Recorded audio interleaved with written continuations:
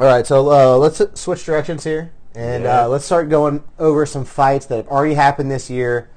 The first one we're going to talk about is Donald Cerrone and Alex Hernandez. My boy, Cowboy. I'm going to take a piss, so you can tell everyone how much you love Donald Cerrone. Perfect. That sounds great. We'll see you in a bit. Make sure to wash your hands.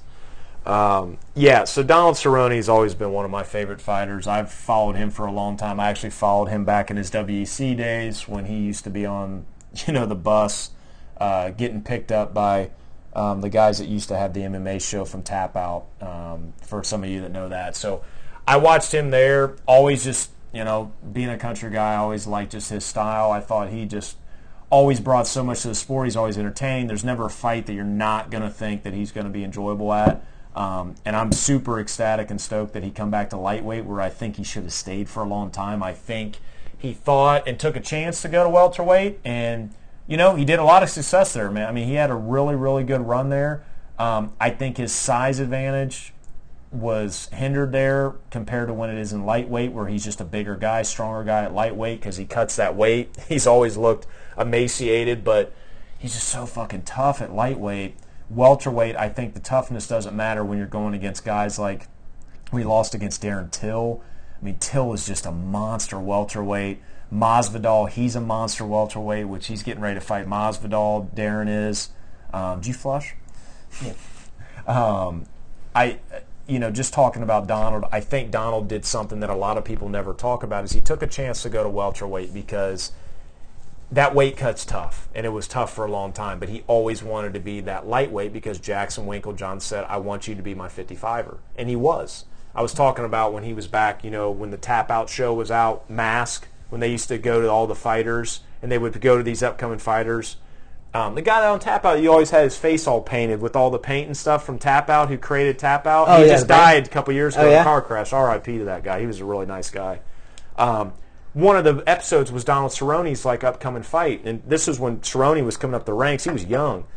But my point is, I think he took a risk going to welterweight thinking he could smash some guys because he's not cutting as much weight. And then you think of like a Darren Till, like I'm saying, Masvidal. Those are losses. Yeah. When he was in lightweight, he was bigger than those guys. He's had a lot of fun. I mean, he went against Barboza, beat Barboza. Even Jim Miller. Nothing crazy about Miller, but back then Miller was nobody to fuck with. Dos Santos, that sucked that he lost to him, but he's fighting these big guys. I think he's back where he needs to be. I kind of felt like Dana forced him up to welterweight. And he might have, because I think he was afraid that Donald was not going to make weight, which would make him look bad. But did he ever not make weight? I don't believe so. I don't think he ever officially didn't make weight.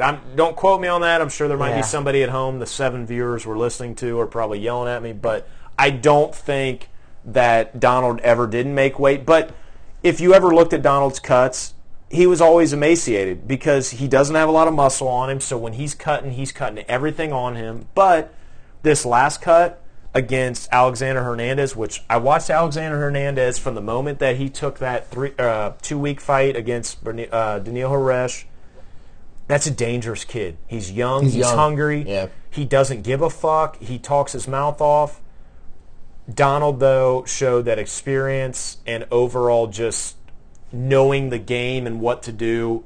He just was patient. Yeah, I love watching. Yeah, we could talk about Cowboy for an entire fucking podcast. I love watching him fight. Whether he wins or loses, it's always a good fight. Yeah, you're never bored. So where do you think Cowboy goes from here? So we all know that in the the rumors that him and Conor. I'm going to take that out. I'm going to say that fight doesn't happen. I think for making something interesting with him and somebody that is available today. We need somebody that is available. I think someone that would be nasty, depending on if he wants to stay around. Actually, 2 people.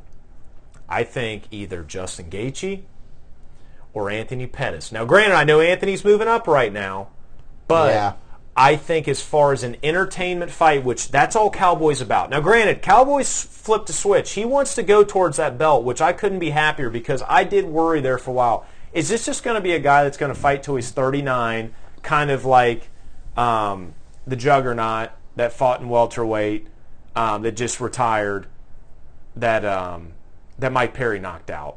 That's been around forever. I'm losing train of thought right now. Mike Perry just fought. jeez. And I'm sure people are like, what the fuck? You should know this. But my point about it is Cerrone could have stayed at welterweight or been cut and just been another name that people were sick and tired of watching. Jake Ellenberger. God, I was fucking retarded. Jake Ellenberger has been around forever. You don't want Donald Cerrone to turn into a Jake Ellenberger because, one, he's entertaining as shit, and two, you want to see him fight these entertaining fights instead of guys that are way bigger than him. So I'm saying, honestly, depending on what Gaethje does here coming up, because he just knocked out Vic, he's got a fight coming up here. What do you think about that? Or who do you think honestly, in the lightweight that makes sense? Both of those guys you just mentioned, Pettis and Gaethje, I would love to see a fight against Cerrone with. I'm praying that and Cerrone's lost to Pettis before, leg kick to the liver, so there's a lot of back blood. I'm praying that the Conor Cowboy fight happens. Oh, that's what all I want to see. Yeah. I've been wanting to see that for a while now. And I only pull away from that because you know how it is with all of that is you don't know. But yes, number one, I want that fight 100%. But the reason I say Gaethje is a backup, so he's already fought Barboza. He's beat Barboza. Let's say Gaethje goes in, and Barboza's getting to the end of his career. He's probably 4 or 5 fights, possibly until he may retire, depending on how long he wants to fight. But he could be like a Vitor Belfort and want to fight for the rest of his fucking life. But if Gaethje beats him, I think Gaethje's brawling style, to where I don't care if I'm just knocked out to high heaven or I knock someone else out, to Cerrone's entertainment level, you can't go wrong there either. Pettis is probably my third just because Pettis is entertaining every time too. You mix him with a high-level entertainer like that. Yeah. Cerrone coming back to lightweight, there's just so many options. Yeah, I would be surprised if Gaethje would want to fight him. I think Gaethje is wanting to fight like the top contender. Yeah, he wants to go for the belt. But we'll see how this fight coming up with him goes. I mean, Edson Barboza is dangerous. Well, what if you do this? What if you go another way and say, okay, Kevin Lee's been having a tough fucking run. Let's let Cowboy go at him. Yeah, he's ranked, top 10, but let's put Cowboy in with Kevin Lee. Let's have a fight we haven't seen. Yeah, I'd like to see Kevin Lee fight too. And I don't say I feel bad for Kevin Lee. I think Kevin Lee has just gone through a gauntlet. I mean, Tony Ferguson, Edson Barboza, and then Al LaQuinta on a decision that could have went either way. Yeah. So, I mean, that guy's definitely in contention to do something wild. Barboza's on a 2-win streak, so he beats Gaethje. Fuck, let's bring Barboza back and let's do Cerrone again. I mean, but yeah, I agree with you. I think Gaethje's next ploy, he probably wants to fight Al. I think he wants to go after Al LaQuinta. He wants to go up top. Yeah. As far as Cerrone goes... Yeah, let's get back to that. Sorry. I'd love to see Conor, but I think either Pettis or Gaethje coming off of their current fights would be a fantastic fight as well. Perfect. Also on that same card, Paige Vanzant defeated Rachel Ostovich. Yep. What did you think about that fight? So, one, I'm glad that Paige moved up to flyweight, because that cut before at Straw was tough. I mean, 115 for a woman, I don't care how small you are, that's tight. 125 I think is perfect for her. Rachel, I watched her when she was on Tough. I forget what season. I think it was the recent 26-27. She's talented. She's a bigger girl for that area. On a side note, she went into that fight right after this domestic violence with her ex-husband, so I'm sure that's weighing on her. Paige just came out with a book, talking about her tough upbringing and stuff, so she had a lot of motivation. Paige looked great. She looked smooth. That submission was quick. I mean, she popped her arm. She did look good. She looked as good as that's in a while. She's looked smooth, and I think that's one. Actually, both these girls look good. Yeah. Let's be honest. Let's be real honest. Yeah, that's as pretty as you're going to get on a matchup. But yeah, I would say with Vanzant is one, she found her weight class. She needs to stay here. Now the problem is in that type of weight class for her, you're going to move up, and you're going to have some killers. I think he's ranked 15 right now, so he's very, very bottom of the ranked fighters. Came up, and that's okay. And she's young. I mean, Paige is, 26? So, yeah. 24, yeah. Yeah, so 24, oh my gosh, yeah. So, she's coming up. She might next maybe fight Montana, De La Rosa, who just won. maybe gets to fight somebody in the top, 10, maybe just because of her record, because some other girls have lost here. I think more of her name. Her name record, more than anything. like. Yeah, she's a pretty girl. She's got a great personality. She's obviously knows how to fight. Rachel, I think, honestly, is Rachel's game plan was not ready for that game. I don't know about the domestic background. That's not my place to talk about it, but that's definitely weighing on your mind. You're on the same card as Greg Hardy, who just was accused of that a couple years ago, even though she acted cool about it. I think Paige come back, this is a redemption fight. I think she said, hey, I was in the wrong weight class, cutting too much weight. I've cleared my head. I got married. I'm ready to go.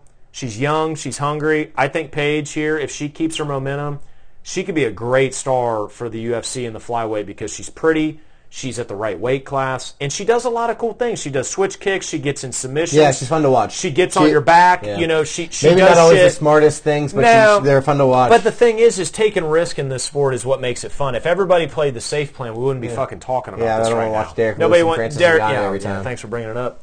But no, it's honestly where it's at. So I think Paige has got away. Rachel could bounce back, but I think Rachel gets cut by the end of the year. Man. Yeah. Okay. So Joseph Benavidez Oh my gosh. beat Dustin Ortiz on that card. Yeah. Dustin Ortiz was very soon after released by the Released. UFC, so it looks like the UFC is working towards getting rid of that flyweight That flyweight division. division's getting thin quick. Benavidez is the last person In to beat contention. Henry Cejudo, I think. Yep. Who now And he's is the number 2 contender, and I think that as soon as Henry Cejudo and TJ Dillashaw figure out whatever the hell it's they're on doing, with Benavidez. Benavidez gets that next title Yeah, shot. and I think rightfully so. I think Benavidez has made his time, taken his time. I think he's gone through the ropes. I mean, the guy's had some big wins. Obviously, he beat Henry Cejudo almost 3 years ago. Yeah, I like that. I think he looked really smooth. He looked fast. Dustin Ortiz is another guy too that's no pony walk when you're fighting in flyweight. All these guys are so fast, so quick.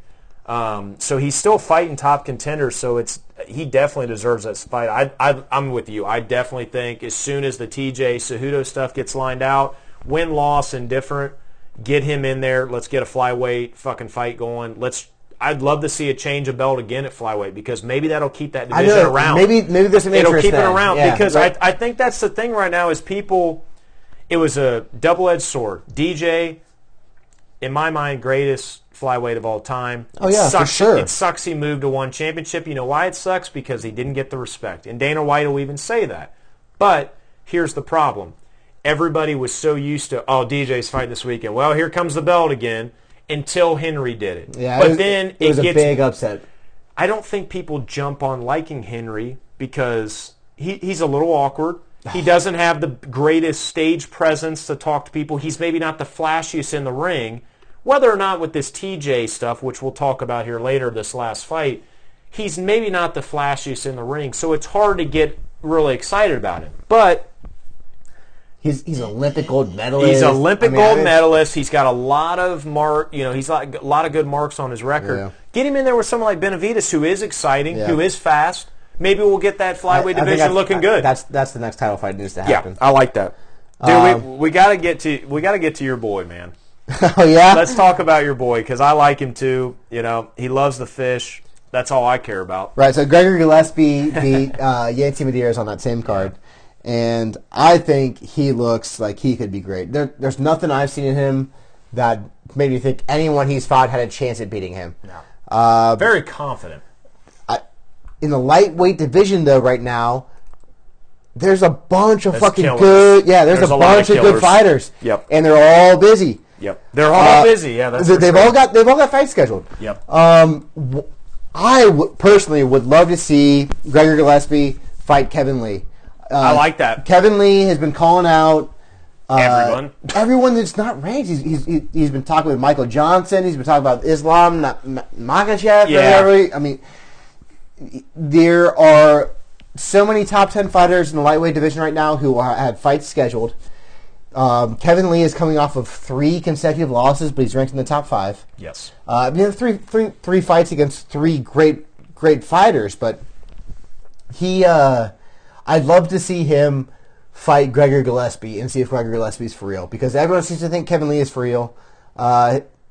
Kevin could be great, and Kevin can also be a forgotten fighter. We haven't seen a whole lot from him. He was looking good against lower competition. But when he got up to the top of the competition, he's not looking. I mean, he had that staph infection that sucks against Tony Ferguson. You can't stay on that. Now, he looked phenomenal. His next fight that he had after that. No, he lost to Edson Barbosa. No, he did, but he looked good out the gate because he didn't have the staph. He was faster. He had a good weight cut. But again, like you just said, he lost. And then the Alaquinta, that could have went either way. It was a close fight. No, but I think, Kevin, that's the problem, is everything's so close. He looks so good, but he doesn't finish. That's my point. Yeah, so Gregor Gillespie, I think, is... I like that, though. He needs to be given an opportunity to be a star. He's earned his place. He's coming off of wins. A lot of them are finishes.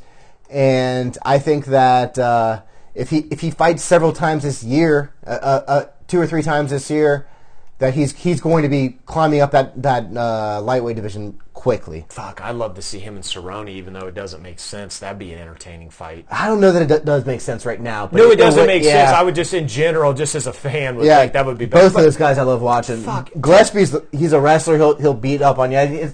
But I think him and Kevin Lee is the fight to make. I would love to see that. Here's the thing. You take all 15 names, put them on a board, close your eyes, and throw 2 darts. Whatever 2 in the fighters lightweight, you hit, in lightweight and welterweight, it's going to be fun. That's the way.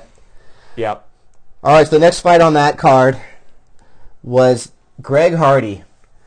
Oh, man. Greg Hardy fought Alan Crowder. Yep. And for anyone that doesn't know Greg Hardy was an ex-NFL player, very successful NFL player for the Dallas Cowboys, who was unfortunately released and had a lot of legal issues, and they were dropped, but with domestic violence, possible drugs, possible guns. Enough issues that he's no longer in the NFL. Yes. So let's start there. One, what's your thoughts on the fight in general, before they even touch gloves? I thought it was not a great fight. I thought that before they touched gloves. Before they touched gloves. Yeah, before it even happened. My only concern was, why is this on the main, like the co-main event of a main card?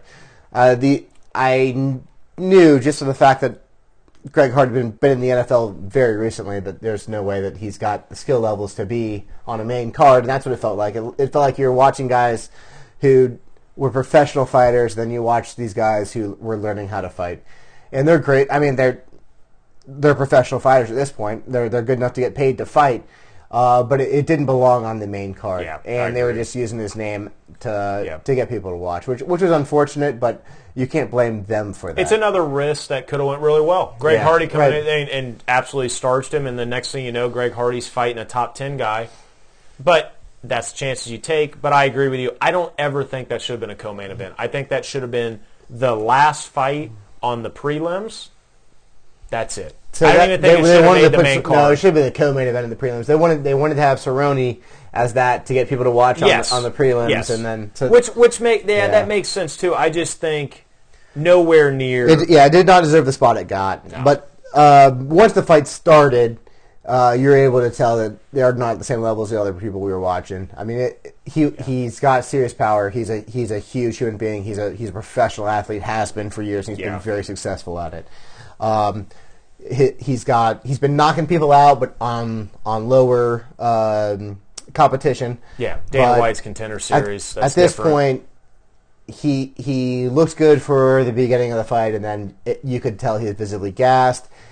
If you didn't see the fight, he ended the fight with an illegal knee that got him disqualified, so that's the loss. Sucks. I don't really have a lot of heartburn about that. I mean, he's very new to fighting. And I think that's too. Is he surely may have not known that was illegal, and he might have not looked down for a hand. I think on it's the ground. more a heat of the moment. It was. I just got to go. Yeah, and it just was bad timing. I think he knew he was getting tired. Was looking for ways to finish it, and he's new to fighting. So overall, it was not that entertaining of a fight. Yeah, I think that Greg Hardy will get another chance. Alan Crowder got the win, so he'll probably get another chance. And hopefully they'll both get better and work their way up, and maybe we'll see him again. But I would hope that Greg Hardy's not on any main cards here coming up. Stay on the prelims. And then the main event of that card was Henry Cejudo and TJ Dillashaw, and that was a super fight, right? So you got TJ Dillashaw coming down to challenge at 125. Henry Cejudo is the only flyweight champion after, or besides Demetrius Johnson, who is no longer with the UFC. And it lasted, was it less than a minute? Less than a minute. Yeah. I want to get, obviously, your thoughts on that. Yeah, it was 33. 33 seconds. 33 seconds. Yeah, I want to get your perspective on that, and obviously we'll jump in because this is a big chunk to talk about because this precedes and sets up a lot of things moving forward this year because got a division that's possibly in trouble that maybe never being around again in the UFC alone. You got another division that there's a lot of killers and a lot of opportunities. So that was the talk going into this fight, was that this is TJ Dillashaw was being sent down to the 125-pound division to kill it. Yep. That he was going to go down there, he's going to cut weight, drop 10 pounds, and say, hey, it's not that big a deal. There's no point in having this 125-pound division. We'll just stop it at 135. Yeah. And then Henry Cejudo knocked his lights out. Yep. I guess he didn't knock his lights out.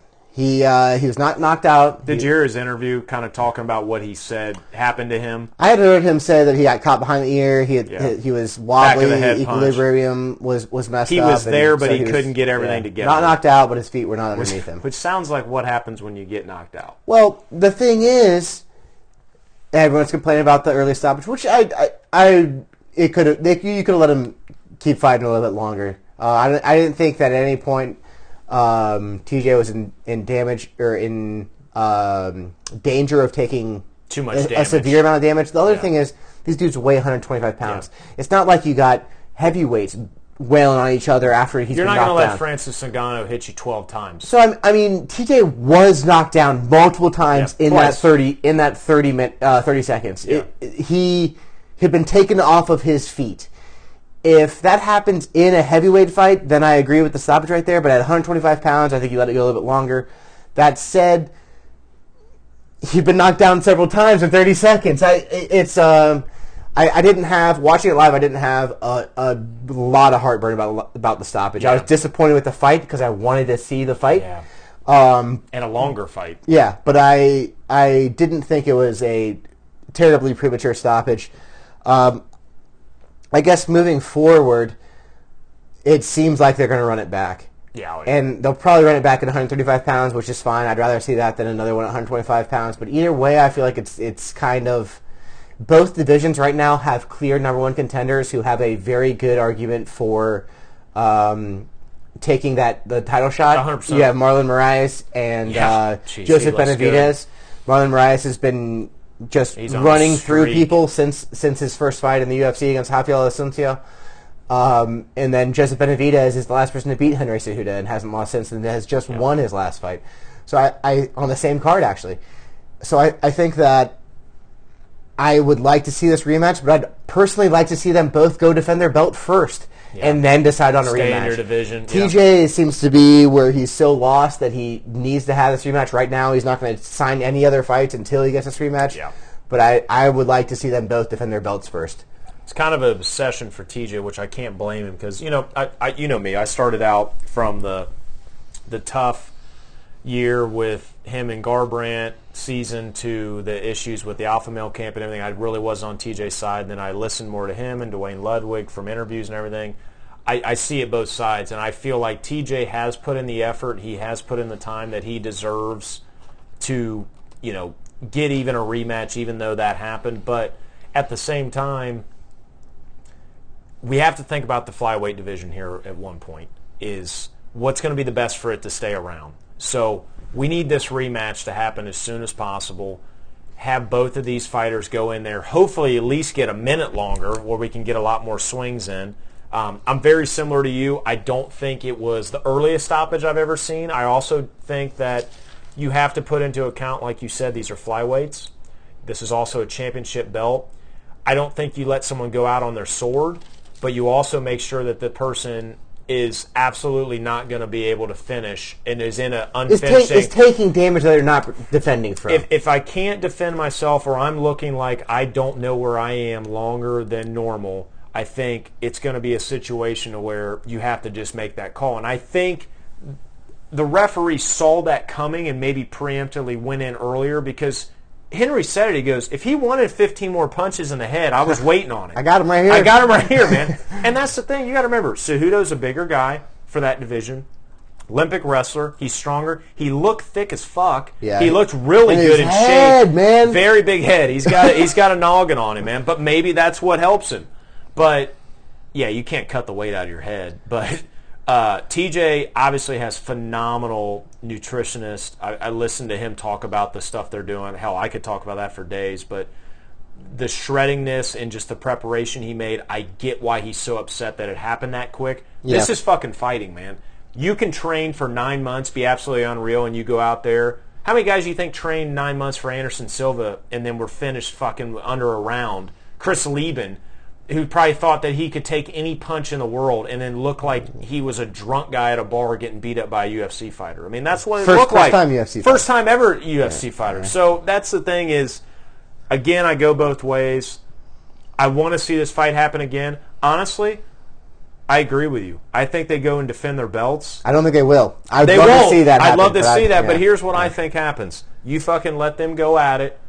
I'd actually like to see Cejudo beat him again just so there's no speculation. Early stoppage or not, I did it again, bitch. I'd love to see him come up to 135 and take the belt. And then come and take his fucking belt again. Yeah, you want to tell me it's too early? Well, I think that's That'd be damn impressive because that bantamweight division. That bantamweight is nothing but murders, and the problem is there's more and more young up and comers in that division. So, you got that coming up, and I mean, TJ and Cejudo too. Whether they win or lose, these guys are going to be around in both divisions for a while. Mm-hmm. So that wraps up the first fight card that was ever on ESPN Plus, which was. I'm a big fan. Like I said, no plug-in for him, but I was really impressed with it. Not having to record the fights like on Fight Pass, or not on Fight Pass. Oh, yeah, it's really convenient. It's very convenient. So, Fight Pass, they record them for you also. That's how they got them on ESPN Plus. I don't have to worry about ESPN recording that shit. It's nice. So yeah, you can start them later. You can start them whenever. Yeah. So, February 2nd, there was a card. UFC on ESPN Plus. Yeah, I watched this. The first fight you want to talk about was Saeed Nurmagomedov against Ricardo Ramos. Yeah, Nurmagomedov, man, I was very impressed with. Again, another flyweight fighter. Ricardo Ramos, I've watched him for a while. Love the mustache, too, man. He's got that porn mustache. Go ahead. But I liked his quickness and speed, but Said really overwhelmed him and was prepared. And something that I noticed is Said walked him down, but then did not continue to walk him down. He'd walk him down, put in his shots, and move away. And I think as smooth as he looked against a seasoned guy like Ramos, who's been around for a while, I mean, he's kind of a mild veteran.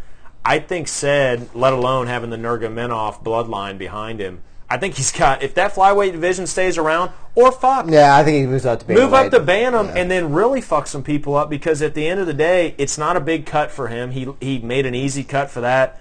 That could be a name that sticks out. Yeah, and I think it's easier to make a name in bantamweight too. So 100%. I think that'll 100%. Be what happens. After that fight, Demian Maia defeated Lymangood in the first round, and I was happy to see that. Yes. It's been a little bit since we've seen Demian Maia successful. Yeah. But he's so fun to watch. Well, he's been put through the gauntlet in that welterweight division. Right, he's been fighting the top contenders. Yeah.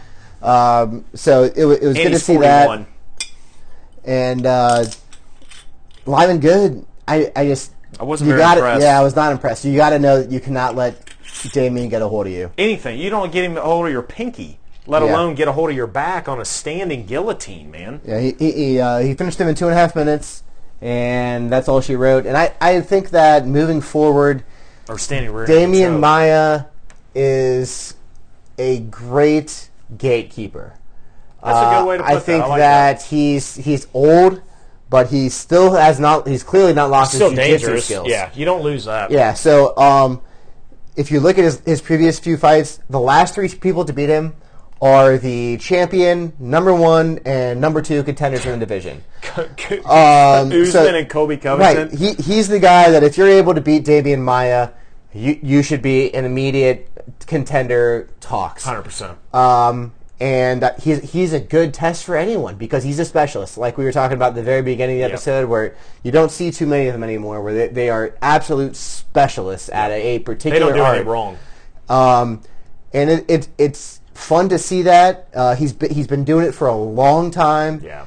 And so yeah, I'm glad he got that win, and I think that he will get some meaningful fights moving forward. I think that he will see some guys on their way up.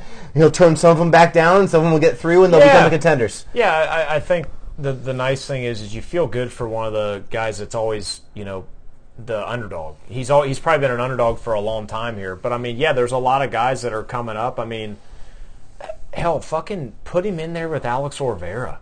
Alex Oliveira is crazy and just throws wild stuff, but maybe put that in there with him just to make an entertaining fight for him. He's not the most interesting fun guy for casual fans to watch because he is always looking to get a hold of someone tactical. and slow it down. Yep. But I love to see how other fighters deal with that because they what gets shut down really respect his jiu-jitsu, and you could tell his fight with Tyron Woodley. Tyron Woodley is a dangerous fighter.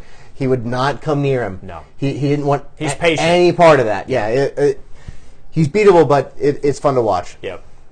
Nice. So after that fight, we saw Jose Aldo again. Yeah. And he looked fantastic. Yes. We got a stoppage victory against Renato Moicano, who looked to be the next contender at that division. The next T-City. And yeah, Jose Aldo shut it down. Yeah. So what's next for both those guys? Yeah, so Jose's looking sharp, man. Like I said, I'm never going to say Jose's ever going to look like he was in the WEC days and the original Jose that we always saw just doing crazy shit, flying knees to, when he knocked out Cub Swanson back in WEC. But I definitely think Jose now, I don't know if he goes and fights Max again. I think they give him somebody else top 5 that's up and coming, but I don't know who, because what I'd love to see, and this is just me as a fan, I'd love to see Zabit beat Jeremy Stevens and then fight Jose Aldo. But I don't know if that's too big a jump because Zabit's so new and he's an upcomer right now. And again, featherweight's another one of those killer divisions. You don't talk about it enough because you don't think about it. But honestly, maybe you just match up Jose versus Ortega. That's mine. I think it makes sense. It makes sense because I think that this fight showed us that there are serious levels to this division. Max is a step above everyone. As far as we know, Jose and Brian Ortega are just below him because they have not lost to anyone else. Exactly. Then you have Frankie, who beats everyone not named Jose Aldo or Brian Ortega. He's beaten everyone else, and then you have the rest of the division. And got fucked up by both of them. So I think that the next move for Jose Aldo is against Brian Ortega. Yeah. Because what else is the move for Brian Ortega? He's not going to go down. Yeah, he knocked out Frankie Edgar. No one's ever done that. He knocked out Frankie and then went to go fight Max. Based on that fight with Max, he's not getting a rematch. No, he doesn't deserve a rematch right now. No. He needs to go fight someone else, and I think that fight should be Jose Aldo. I think those two are on a level on their own in the division, just behind Max and just above Frankie. And they trade back and forth. I think before either of them gets another fight at Max, that's the fight to make. Well, and the crazy thing about it is no matter what happens, if Jose, and the only reason I said Jose maybe doesn't fight T-City right out the ranks is because he had so much fucked upness between the Aldo and then losing the Max a couple times. But like you said, those three are in their own level. Everyone below them, Frankie Edgar, Father Time caught up, unfortunately, I believe. He's still entertaining to fight. Who's he losing to? Well, that's my point. But neither one of them two are going to fight Frankie, and then Renato just got fucked up. I think Frankie's next fight is against Max. I think what's the next fight for Max? You've got to give him Frankie. Who else are you going to give him? I think... No, that's my point, is have Aldo fight T-City. Whoever wins in that goes fights Max again. So you either have a trilogy of Jose or you have a back-to-back. I think while that's happening, Frankie's fighting Max. Because Max, there's no other contender for Max. Yeah, but man, the problem with that is, whether on paper or in reality, I think Max fucks Frankie up worse than he did Ortega. I think Max fucks up everyone. That's inevitable. That's inevitable. I don't see Max Holloway. You have to give him someone to fight, though. I don't think. Oh, absolutely. I guess that's not where we are. But here's the deal: he just fought in December. This is not even March, so he's got 2-3 months to chill. He could very well take off some time. So that's my only point: is on money-wise, paper, and entertainment. Jose and Brian, absolutely. I don't even know why I didn't even think of that. That's the fight to make. I think that's the only fight to make. That fight is available today. Once that happens, you either have a trilogy or you have the rematch. Yep. So those are both entertaining too. Now let's go on the other end. What does Renato do? I think Moicano... Does he take a huge hit? Moicano he gets back in line. You look back at his losses too, and it's like Frankie. He's lost to Jose Aldo, and he's lost to Brian Ortega. Yeah. And it's tough, but he's got to get behind Jeremy Stevens, who's coming off victories, who's about to fight Zabit. I mean, the winner of that fight's going to be looking pretty. So, and Jeremy's right behind Renata, and Zabit's obviously lower on the rankings because he hasn't been around that long. I if think he wins, he's up to number 7 or 6, honestly. And Jeremy might drop down below top 10 because Jeremy is coming off a loss to Jose. And, that Josh Emmett win, yeah, he knocked him out, but, that could have went either way also. Yeah, so, I mean, he's fighting guys that all it takes is one punch. So nobody, besides Max, like we said, is just standing above everybody. Yeah. Anybody is a swing away in this division. Because featherweight, you forget about how many killers are in there. You really do. Yeah, I think Moicano, you got to sit back and wait and see what happens with this Jeremy Stevens fight. And maybe go after him. I mean, you go down much further than that. He just beat Cub. I'm sorry, man. I know you love Cub. Cub's on his way out. Cub's, I mean, granted, he's old. Brian Ortega, Edgar, and Marcano all beat him.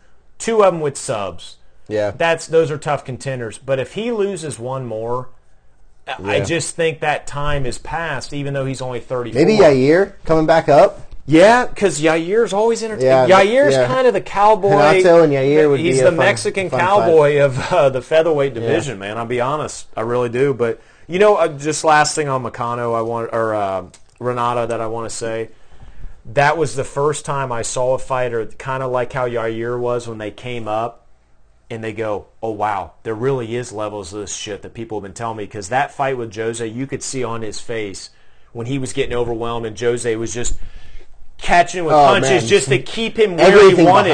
Everything behind it. He goes, no, stay here. He realized, oh, fuck, there is definitely guys that are above me right now. Yeah. And because he thought he was untouchable. He's a young kid. Oh, yeah. And Jose Aldo is not as old as I thought he was. No. Jose, dude, I know he wants to retire. Jose will fight 2 more years. Yeah, by the time all timing of fights. Yeah, he could still mess up that division. He fights 2 times a year. Look, every time. He fights 2 times a year. So the main event on that card was Marlon Moraes and Rafael Assunção. And go ahead. Marlon Moraes looked great again. Yeah, I was going to say, he hasn't looked bad since I've watched him. The fight ended with a guillotine from behind? Yeah. Standing guillotine from behind. That's what I was first round. Yeah, that was what I was thinking about earlier. 3 minutes into the fight.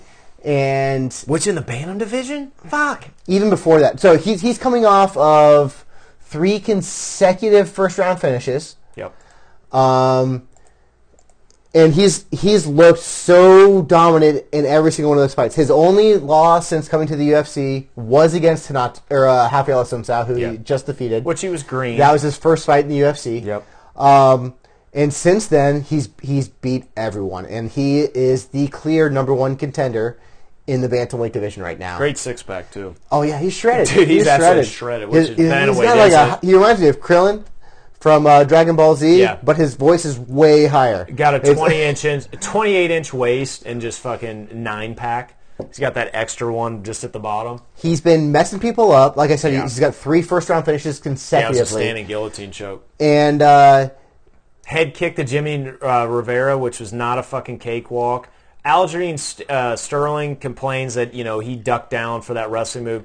Dude, he caught him so square. That was fucked up. John Dobson, whether it's a decision or not, that guy's always dangerous and entertaining. Yeah, he's quick. He's fun. So, yeah, your opening bout, you lose to Rafael, that's going to happen.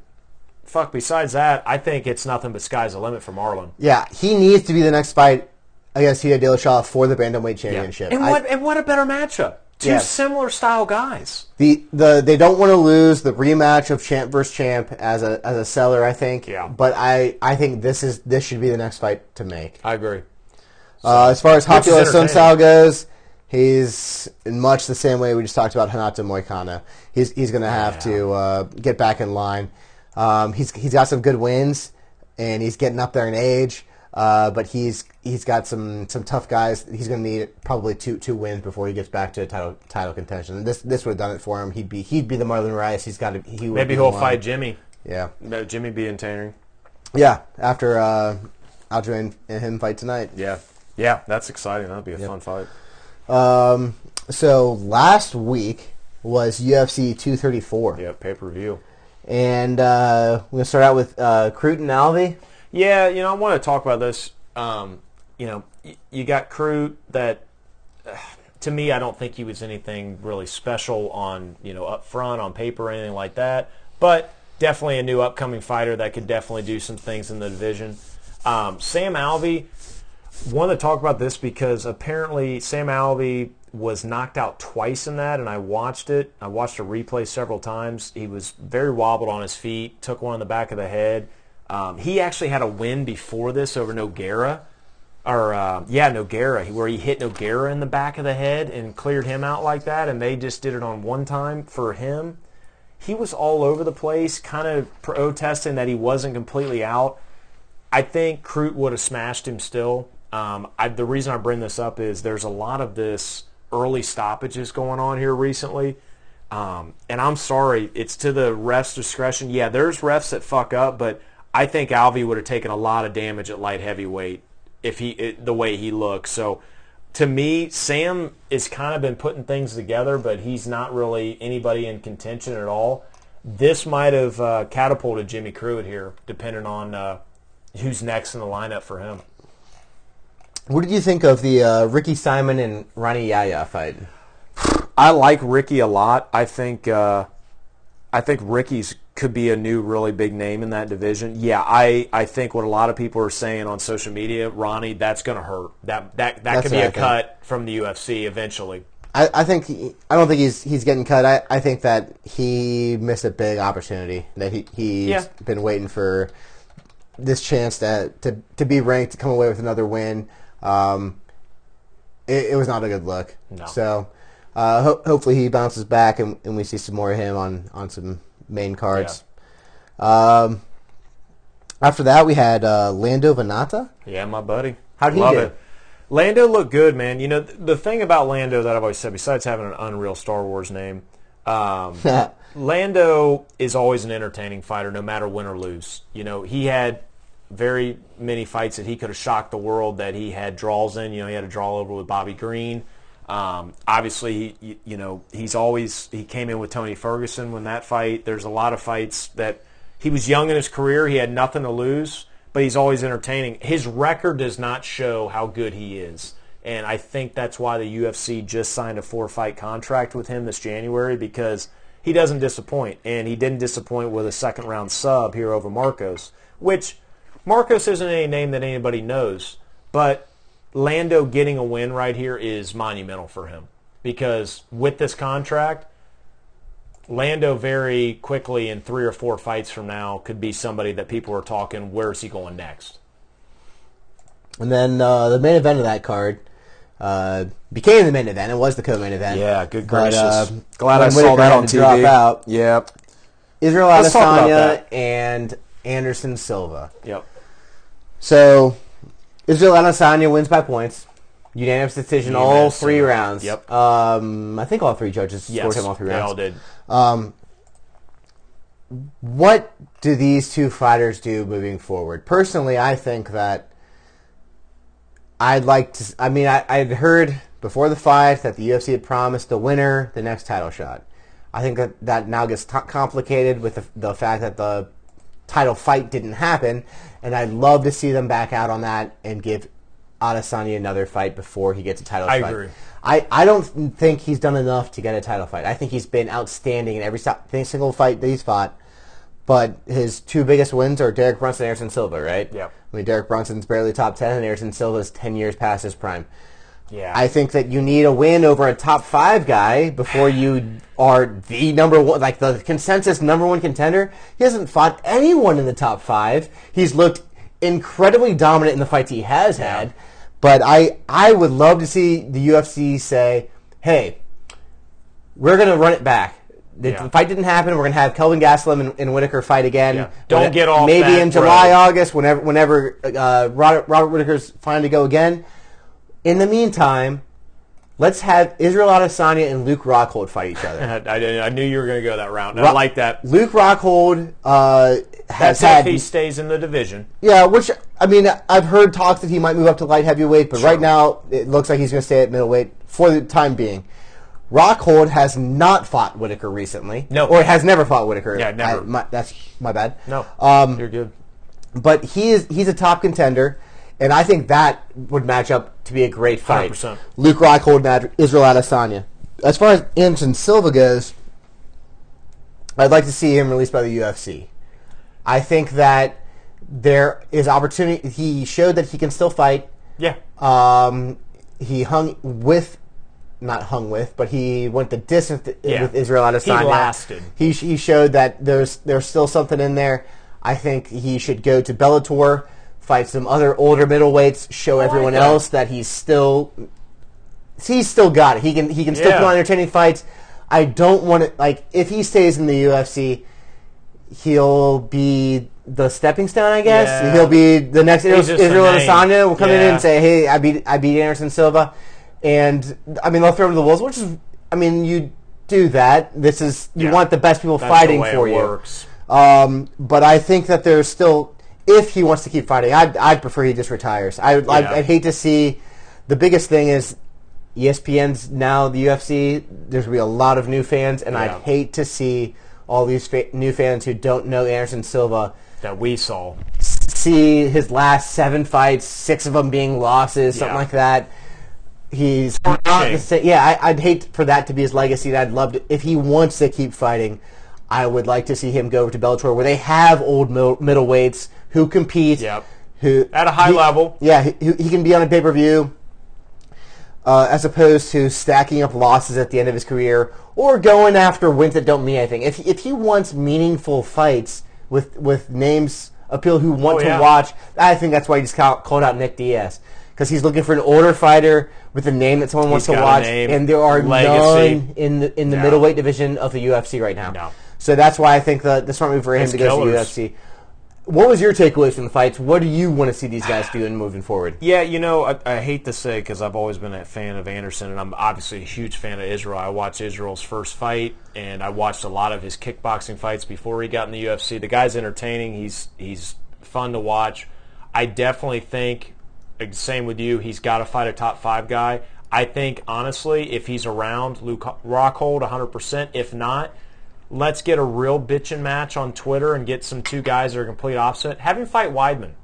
Yeah. Have him fight Weidman and say, look, it'd be an interesting fight. Here's a different style. This is a wrestler. This is a guy that's fought the higher levels. Or you can go really greedy. You can let the Costa Yomero fight go out and then one of them, because either one of those god bodies that are on the front of Dolce & Gabbana could fuck up anybody in that division, let alone are going to be one of the best tests for Israel, because not only is he dealing against a bigger athletic body frame guy, he's also fighting guys that have knockout highlight reels and have been dominating the middleweight division for 5 years. Yeah, so I not Costa, but Yo Romero or Luke. If Costa wins, which that fight's still a couple months out, but so that'll be good to wait and see what we hear with Whitaker when his return is. But an undefeated Adesanya and an undefeated Paulo Costa, I would be as good as you could go behind that fight as well. Yeah, and that'll sell a lot. And that's also, again, 2 fighters that really haven't seen each other. You know, Israel's talking about when he fought Uriah Hall that he's like he wouldn't want to take my jab like Uriah Hall. Uriah Hall ain't no fucking scrub. Uriah Hall has some of the highest highlight reels ever. So Paulo Costa has been fighting high-level guys. He has been fucking them up. Yeah. So both him and Israel have been just like really yourself, let's get 2 guys. And the Romero deal, I like Romero against Israel, but I would way rather see Costa because they're younger. They're crazy. If you have both undefeated going at 2 it. 2 undefeateds going. And you know what? Yoel, both under 30. Yeah, Yoel's on his way out in the next couple of years just for father time. Yeah, I don't think he'll stop fighting. I don't think he'll fight in the UFC. But, Luke or... And the only reason I bring up Weidman is just because Weidman talks so much shit that I think he should go in there and try to prove himself because besides the Kelvin Gastelum win, he's had a terrible fucking 3 years. Gastelum's that good of a win either. No. So that's my point is get him against a guy that's ranked and thinks he should be up there and fuck him up and then go and fight Costa or, Romero if it's feasible. Mm-hmm. So the fight that was dropped from that card was Robert Whittaker and Kelvin Gastelum. Yeah. So Robert Whittaker had a hernia and complicated intestine. Yeah, it was exposed. Risk of dying if he got hit in the wrong spot. So that fight didn't happen. What does the UFC do from here moving forward with that middleweight championship belt? Because personally, I thought it was strange that Kelvin Gastelum was getting the next title weight fight. I think that they need to give it to him, especially since it was also the last seasons of Tough, and it's the coaches from Tough. Yeah. Which puts him in a tough spot. I think that it puts everyone in a tough spot. You know what I'm saying? Gastelum's in a tough spot because he's got to sit and wait and see what the hell's going to happen. And Whittaker, I guess, I don't think the UFC is going to strip him. He's just been really unfortunate lately with injuries. Yeah. But it's a tough spot for everyone. And I would love to see the UFC say, wait, Whittaker's going to be ready to go in July or August. Sure. We'll just reschedule this for then. Yeah, I do too. I think that's the right move. So I think that's the direction I'd like to see them go. I kind of would be surprised if they end up going that route, honestly, because they've been throwing out these interim belts left and right. If anyone can't fight as a champion for any reason, you have to have another championship fight. So, well, I'm interested to see how it goes, but I really do hope that they give him another chance, even though I did not feel that Gastelum was deserving of the title fight to begin with. And I agree. I think the biggest thing is if you do the right thing and you reschedule the fight and do exactly what these guys are supposed to do from now, which was have the end of the year tough fight, have the fight for the middleweight belt. If you don't go that route, Kelvin Gastelum needs to be very careful because what could happen here is he could get a little cocky. He could have this belt, think he's just fallen into line, which unfortunately he has because he's only really got 2 big wins in his career, which are Ronald Cesuza and obviously Michael Bisping. Michael Bisping was almost to retirement, knocked him out after a fight that he had a month prior. Ronaldo is obviously a little bit older in the middleweight division. I don't consider the Vitor Belfort fight at all anything high level because Vitor was in his career, and same with Johnny Hendricks. So really, the loss to Chris Weidman was the only fight that was even in his realm of middleweight. So, like you said, him gaining that belt right now, that's a huge slap in Whittaker's face, and that's what I'm saying. He better watch out because if he doesn't fight Whittaker, someone else is going to come in and really make it known to viewers, this guy shouldn't have been here. Because you could bring somebody in, you could bring somebody in like a Ronaldo or, hell, fucking anybody in the top 5. Israel even comes in and just makes you look like a fool. Yeah, that's what I've heard people talking about having Gastelum and Israel for a interim belt. Yeah, because I don't think Jacare deserves to be in that area. I know I was calling Ronaldo. Jacare should be around, but I don't think he deserves the fights that everybody else could get because they've never had I'd rather him. see Jacare and Israel than Kelvin. But which I like that. But the problem with that is Jacare at almost 40 fighting an Israel who's fucking 20, in his late 20s. That's a big difference. That's another Anderson Silva situation. Yeah. I don't want to see that in the middleweight. All right, real quickly. So again, a shame that fight didn't happen because I really would have enjoyed seeing